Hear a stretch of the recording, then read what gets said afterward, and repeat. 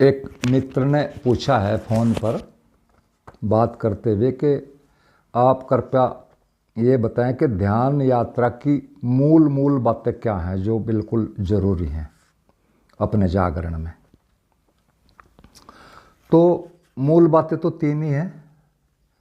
पहली तो यही है एक साधक के लिए कि दूसरों से ज़रूरत मात्र के कहो या नाम मात्र के एक तरह से संबंध ही रखना, क्योंकि ये जो यात्रा है हमारी आत्म जागरण की, स्वयं को जानने की, ये एक तरह से स्वयं की ही स्वयं तक एक तरह से पहुंचने की यात्रा है, न कि दूसरों तक या बाह्य जगत में कुछ पाने की जैसी कोई यात्रा है।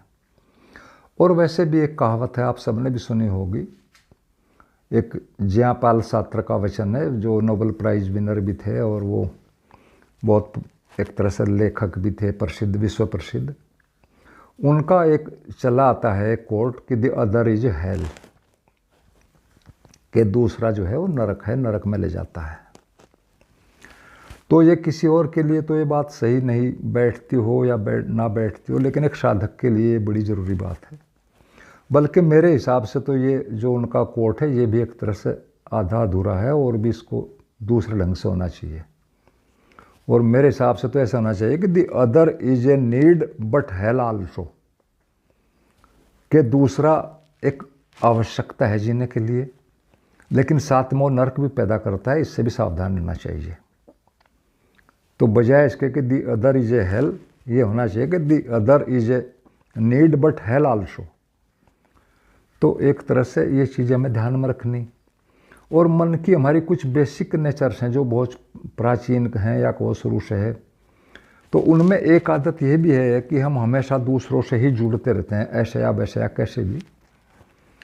और बाहर की ओर ही हमारा मन, शक्ति, ऊर्जा, सब कुछ हमारा बाहर की तरफ ही बाह्य संसार में गति करता है। ये एक पुरानी आदत है मन की, और हम अभी मन ही हैं, ये हम सब जानते हैं, इसीलिए हम मनुष्य कहलाते हैं। मन जमा आयुष्य मन का अधिक, तो हम अभी मन ही हैं। तो पहली बात तो ये ध्यान रखनी कि दूसरों से कम संबंध एक साधक को रखने चाहिए अपनी ज़रूरत के। फालतू बिल्कुल भी कोई संबंध या कोई बेमतलब की चीज़ें नहीं रखनी चाहिए। ये तो पहली बात है। इससे ऊर्जा आपकी अपने में रुकेगी, चेतना भी अपने में रुकेगी, क्योंकि जितने आप दूसरों से जुड़ोगे वो विचार चलेंगे, विचार के साथ ही ऊर्जा भी जाएगी और आप स्वयं भी जाएंगे। ऊर्जा, ये मन ही कहीं नहीं जाता, मन हम ही हैं। तो ये पहली बात ज़रूरी है। दूसरी बात है अपना सारा चिंतन मनन आत्मा पर, परमात्मा पर, प्रकृति पर, ब्रह्मांड के विषय को ध्यान में रखकर, मन को ध्यान में रखकर इन पर ही चिंतन करना चाहिए, व्यर्थ की चीज़ों पर नहीं। क्योंकि हमारा मूल स्रोत इन सभी का केंद्र ही है, प्रकृति का केंद्र, अस्तित्व का केंद्र। हम इन्हीं में से आते हैं, प्रकृति में से, अस्तित्व में से, और इन्हीं में जीते हैं और फिर अंत में इन्हीं सब में ही एक तरह से विलीन हो जाते हैं। ये हमारा आना जाना कहो, ये सारी यात्रा हमारी मूल ये हैं। लेकिन हमारा मन हमेशा उसकी फिर वही आदत दूसरों में जानने की, दूसरों को ध्यान में रख करी, केंद्र में रख करी एक काल्पनिक दुनिया बना लेता है और एक तरह से आभासीय संसार को अंदर मानसिक संसार की रचना कर लेता है, और फिर उसी में हमें एक तरह से घुमाता रहता है और हम भी घूमते रहते हैं। इसीलिए मैं तो अपनी सारी वीडियोज़ में एक बात कहता हूँ, भैया मन को समझो, मन को हर तरह से समझो। सदगुरु ओशो का भी एक ही बात है कि समझ ले जाती है, मन को समझो। तो एक तरह से ये जो हमारे मन का जाल है, मन का एक काल्पनिक संसार है, ये सच में कहीं भी नहीं होता है, सिर्फ हमारा बनाया ही होता है एक तरह से।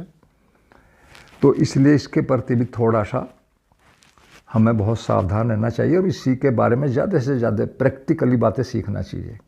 दो बात। तीसरी बात है कि जो हमारा अब से आगे का शेष जीवन बचा है, उस जीने का जो अगला ढंग है हमारा, उसका एक पूरा माइंड मैप करना चाहिए, बना लेना चाहिए हमें, स्पष्ट और सीमित रूप में बना लेना चाहिए, बल्कि ऑन पेपर, ताकि हमारे माइंड को भविष्य के लिए क्लियरेंस रहे, अनावश्यक चीज़ों में ना उलझे।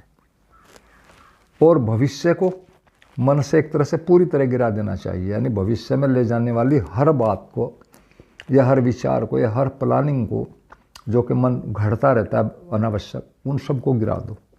क्योंकि बेसिकली जैसे हमारी माइंड की एक नेचर है कि दूसरों में उलझना, ऐसे ही वो फ्यूचर ओरिएंटेड है। क्योंकि सारी चीज़ें चाहने से तो होती नहीं, सब पूरी तो भविष्य में ही होनी है, चाहे वो कुछ भी है, सही गलत। तो इसलिए फ्यूचर में ले जाने वाली सारी चीज़ों का आधार ही गिरा देना चाहिए एक साधक को, तो पूरा का पूरा।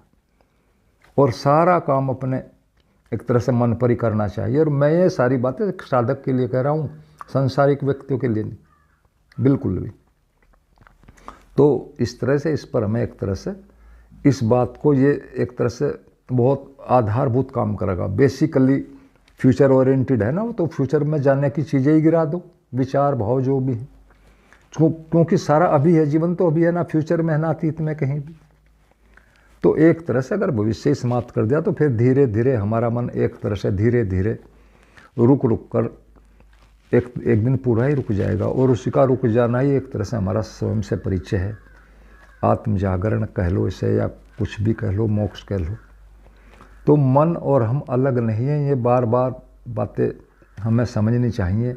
हमारा ही गतिमान रूप मन है, मन का स्थिर रूप ही हम हैं, बस ये हमारा ही रूप है और कहीं अलग से कुछ नहीं है, इनमें एक ही रहेगा।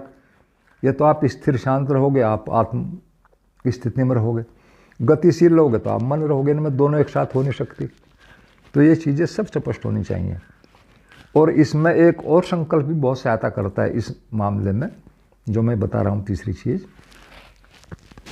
कि शेष जीवन का हमें एक संकल्प बनाना चाहिए कि मुझे एक सीमित क्षेत्र में रहना है, छोटे क्षेत्र में रहना है। और ये एक तरह से मन के चलने के कारणों को गिरा देगा। हम जो बाहर घूमना फिरना बेवजह की ये सारी चीज़ें, वो भी मन को एक तरह से गतिशील बनाती हैं। पहले भी बनाती हैं, बाद में भी बनाते हैं, कहीं गए आए बार बार। तो एक स्थान में अगर रहेंगे तो वो ज़्यादा बेटर है। बिल्कुल संकल्प और पक्का डिटर्मिनेशन ये होना चाहिए कि शेष जीवन मुझे इतने एरिया में गुजारना है, फालतू नहीं कुछ भी। तो एक तरह से 3 बातें मैंने बताई। फिर भी और भी अगर कोई मित्र पूछना चाहे तो पूछ सकता है। आपने सुना, बहुत बहुत धन्यवाद। सभी मित्रों को मेरा प्रणाम। और सभी मित्रों को एक तरह से एक निमंत्रण भी है, निवेदन भी है कि हम 11 दिसंबर में ओशो जन्मोत्सव एक तरह से अपने आश्रम में है, जानखेड़ा में 11 दिसंबर में मना रहे हैं ओशो बर्थडे। सभी मित्र उसमें एक तरह से आमंत्रित हैं, आएँ। और मेरा नंबर भी पर्दे पर आपको मिल जाएगा, पूरा ये पर्दे पर मिल जाएगा। चीज़ें हमने उस पर ये एक तरह से भेज भी दिए हैं कई ग्रुपों में। मेरा नंबर भी है 97-198-70-700। कोई मित्र चाहे तो कुछ भी पूछ सकता है। और इसमें कोई वो नहीं, आए निश्चिंत, कोई ऐसा शुल्क नहीं है कि भाई देना ही पड़ेगा। सुविधा अनुसार, इच्छा अनुसार कोई देना चाहे जो दे दे, ना तो ना दे, कोई उसमें बात नहीं है। तो सभी मित्रों को मेरा पुनः पुनः फिर प्रणाम।